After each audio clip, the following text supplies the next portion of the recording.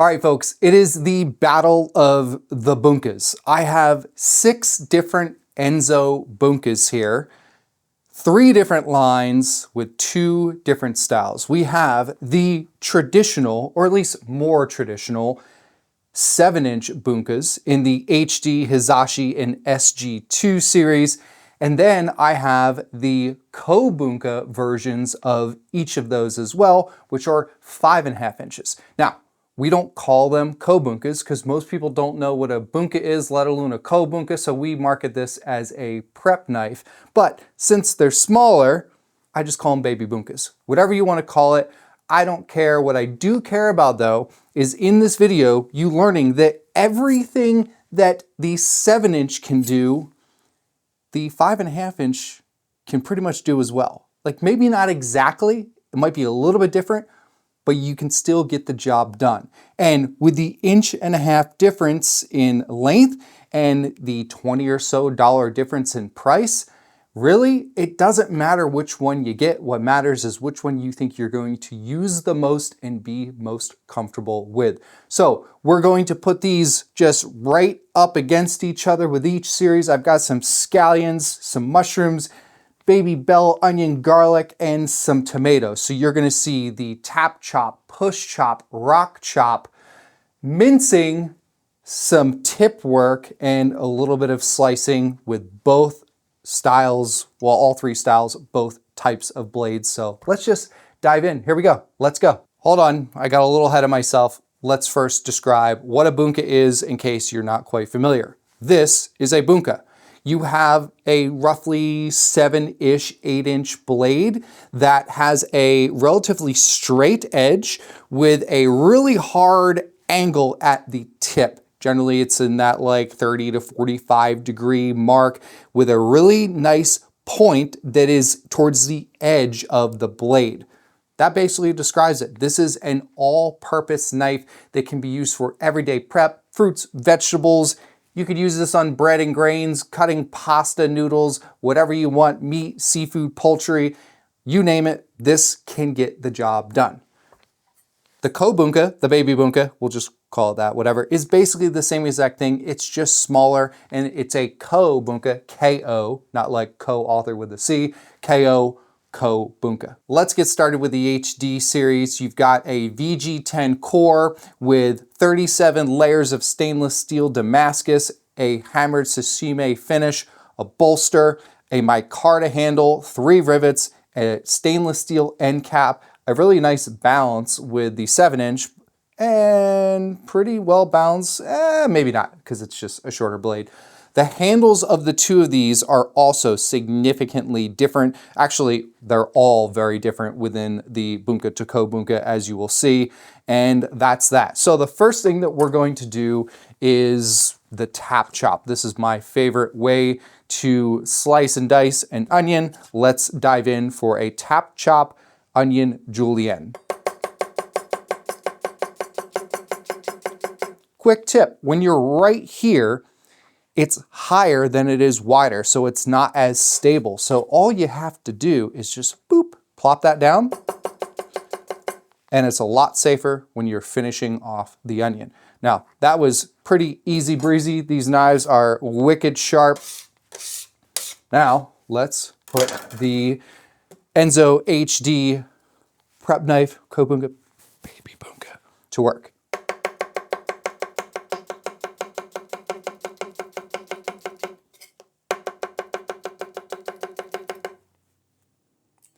Like I said, everything this can do, this can pretty much do as well. These are stainless steel. They're not gonna rust in minutes or patina like a high carbon steel blade would. But even with that, I'm in the habit of in between uses, in between product, whatever it may be, just give them a quick little wipe off with a damp towel. I'm telling you, get in that habit now. So when you do get yourself some really high-end, high carbon, or even pretty well-priced high carbon blades, you're just in that habit of taking care of them. Bench scraper is, next to knives, my favorite tool to have in the kitchen. Not gonna lie, depending on the blade, I do use the edge of the knife to do this. You know, you're not supposed to. I even say don't do it, but I still do it.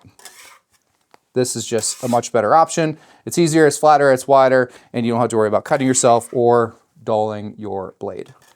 Drop some onions on my foot. Oh God, it's gonna smell like onion in here so bad.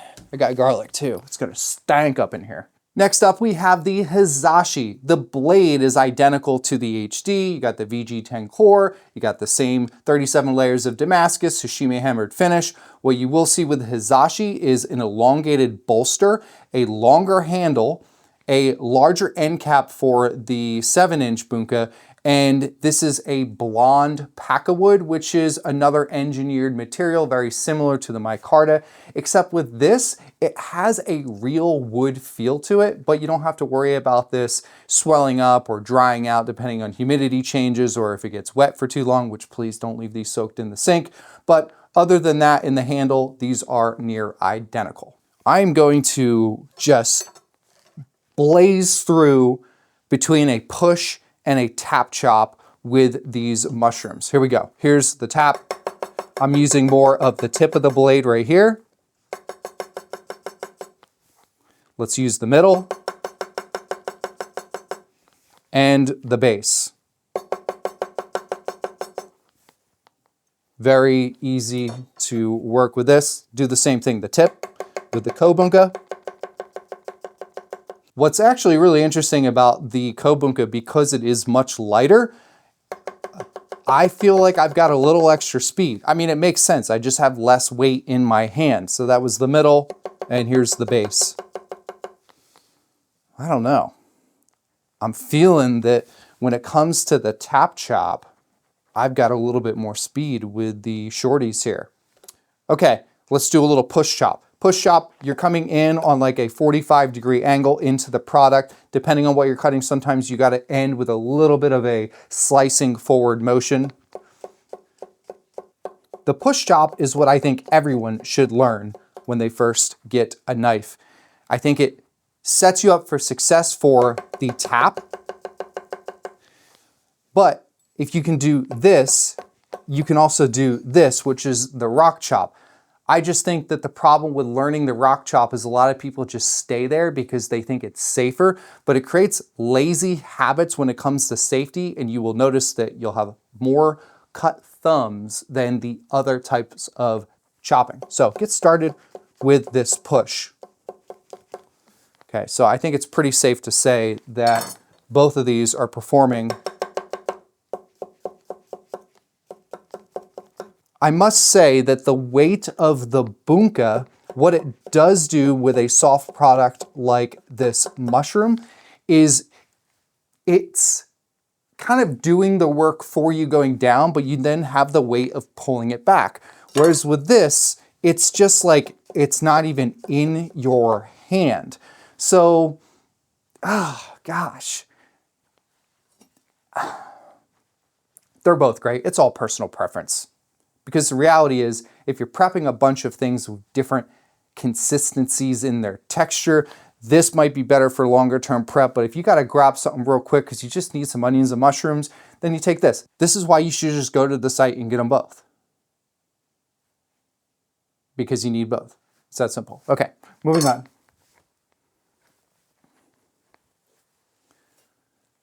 God, I love doing videos like this where I can just like ad-lib and say whatever I want. I don't have really much of a script to follow. It's just a lot more fun for me. Okay, bench scraper. Actually, hold up, easy there, Tiger. We're gonna use this one next, so we'll get it all mucked up now. If you do want to use your blade for moving product around your cutting board, with something like this, what's great is it's relatively straighter compared to other knives out there. So you just put it down on an angle, push the product up on it, and then go like so. If you are going to use the knife to move product around, don't do it on a, perpendicular type of motion like this. You want to put it on its side as close to pretty much laying down flat as possible, and then you can move product from there.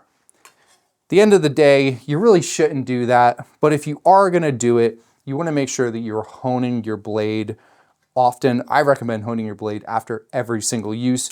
And whether you're using a steel honer, you've got a ceramic one, or a leather strop, the reality is we're just happy that you're honing.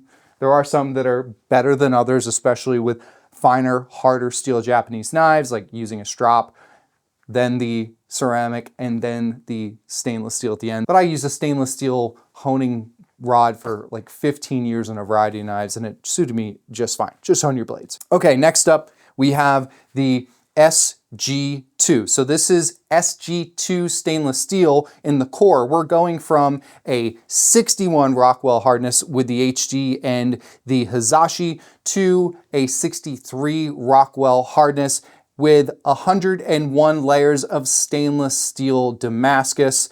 The handle is identical in the sense of the size to the HD. It's got a little bit different of a graining. You also have some red inlays and a mosaic pin with the kanji at the butt of the knife. So this is the higher end of stainless steel knives you can get in the Enso series. Let's go with we're gonna do a push rock hybrid with these mini bell peppers that I have prepped here. So let's get started with the full-size 7-inch bunka, a little bit of a push. See how I'm going, just finishing that push with a slight push on the cutting board forward as well. It's not just into the product and back, even though this, depending on the width of the pepper, but as this gets bigger, you want to get a little bit more of a push slice as you are finishing. Now, push. Totally fine. Let's do the rock. This is where the Enso Bunkas separate themselves compared to some more traditional octagonal handle, very straight edge Japanese bunkas. The curvature of the edge of the Enso Bunkas here, even with the little nugget over there, allow you to get into this rock chop flow without the tip of the knife digging into the cutting board. Some of the other ones that I have in my collection I love, but I can never rock chop with them because the second you come back like this and then you go to push forward, that tip is just like right into your cutting board, and it's like nails on a freaking chalkboard. I hate it, it's terrible, but it's great with these. So let's go back to the rock chop. As you can see here, the baby bunka prep knife little nugget is totally capable of doing the same rock chop with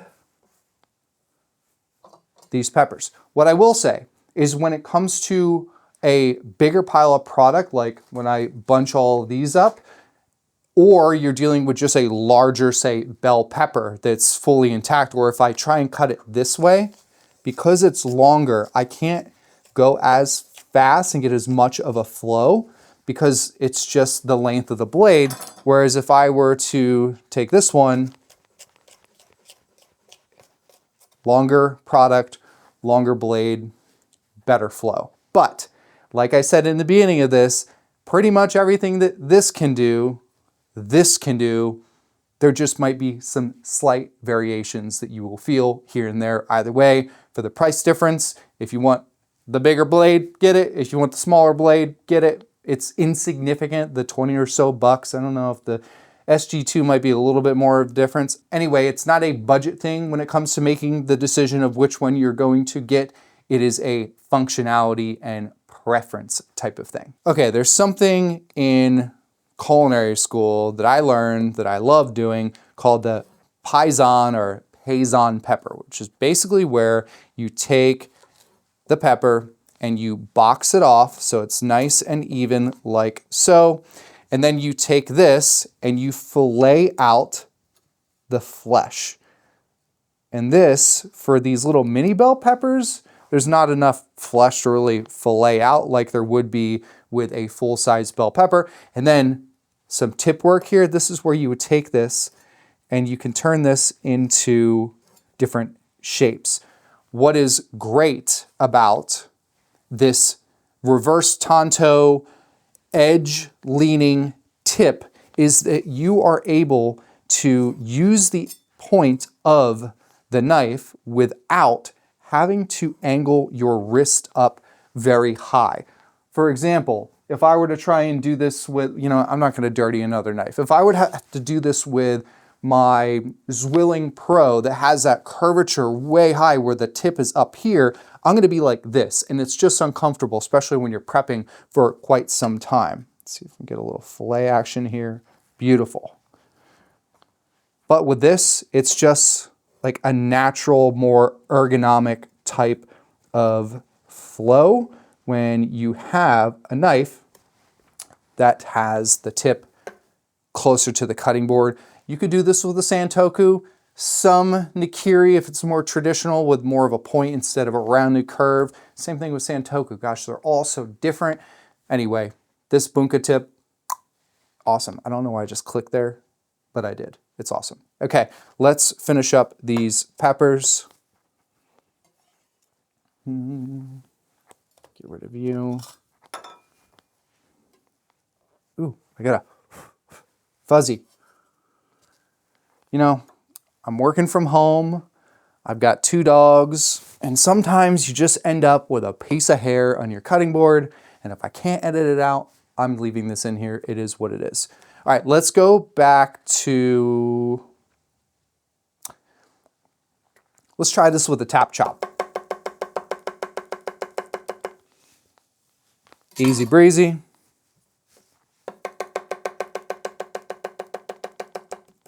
Ooh, okay, so one thing you'll see with that is that at the center here, the baby bunka makes a little bit less contact that's flush with the cutting board compared to the big boss here, and it just has to do with the length. So if you're going into a tap chop like that with something that's a little bit wider, then it's just something that you can expect to see maybe a couple pieces that are stuck together.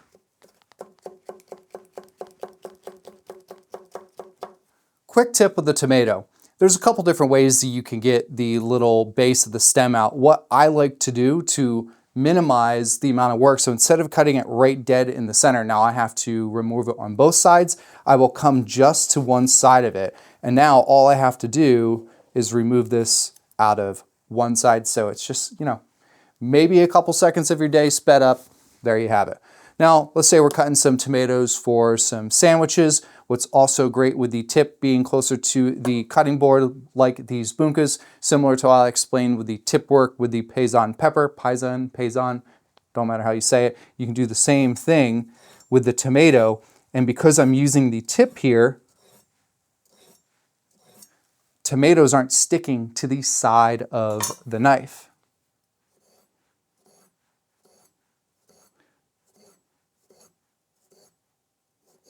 Beautiful.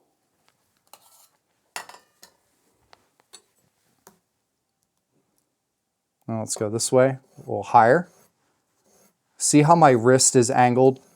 A little bit uncomfortable for a higher product with this one, but with the full size, it's not as angled because the handle is able to go back a little bit further on my wrist at the pinch grip here. Slicing. Either one does the trick. Okay, let's rock chop some scallions here. Green onion. Do it on a nice little bias. Bunch them up. And what I want you to pay attention to is my left hand here, my non-slicing hand. Watch how my thumb stays back or just to the side next to my pointer. And as I'm going down, I'm just going to be walking back each finger kind of individually, so I'm not going like this and losing complete grip.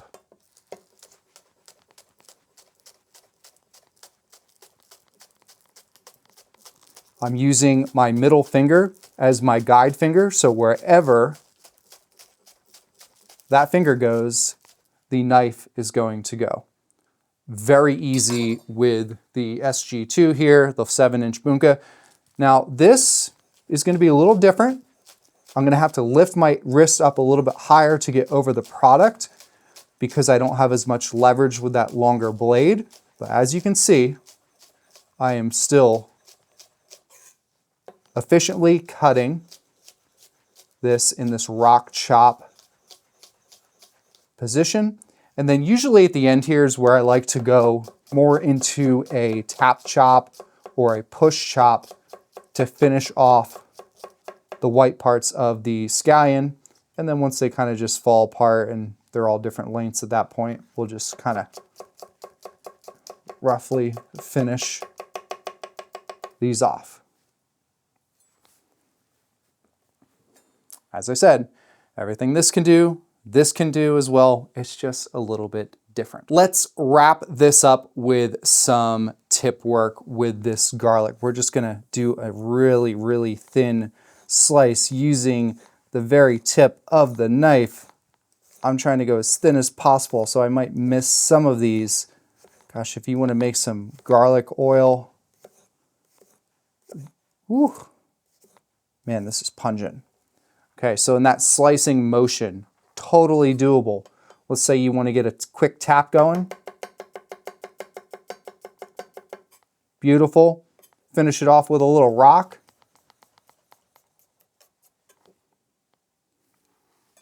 I don't know what is making so much noise here, but it's irritating. The full-size bunka.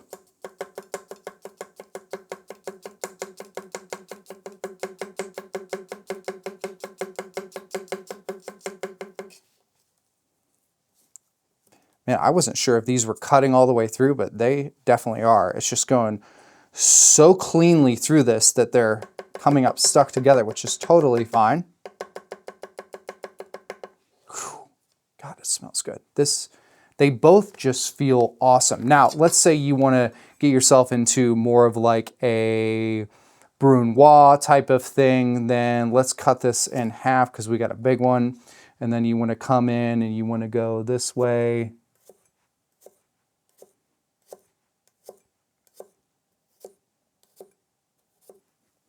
And then we'll kind of come in and with the knife pretty much on its side completely.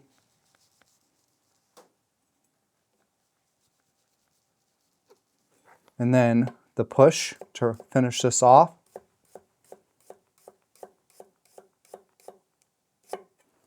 And that last little bit there, beautiful.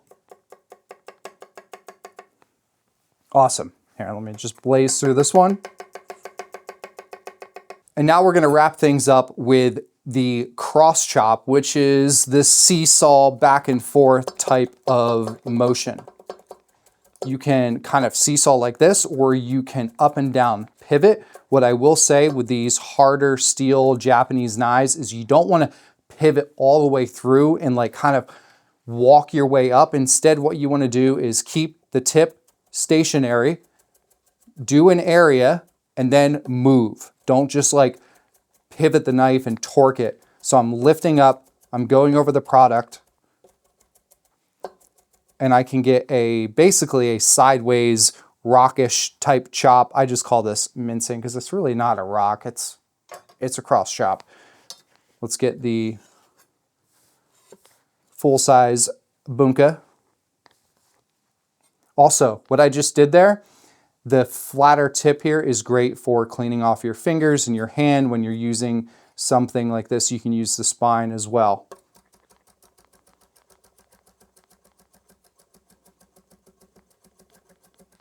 Lift it up, lift it up.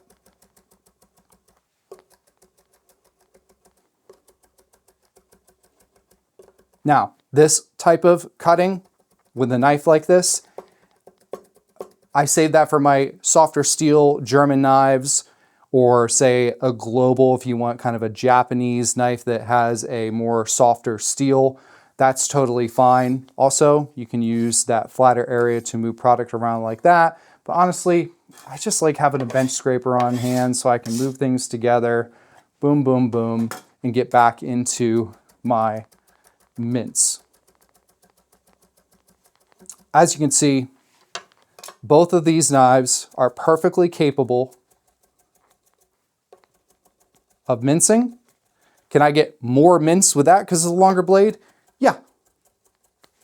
But I'm still able to get the job done. Like I said, it's just a little different.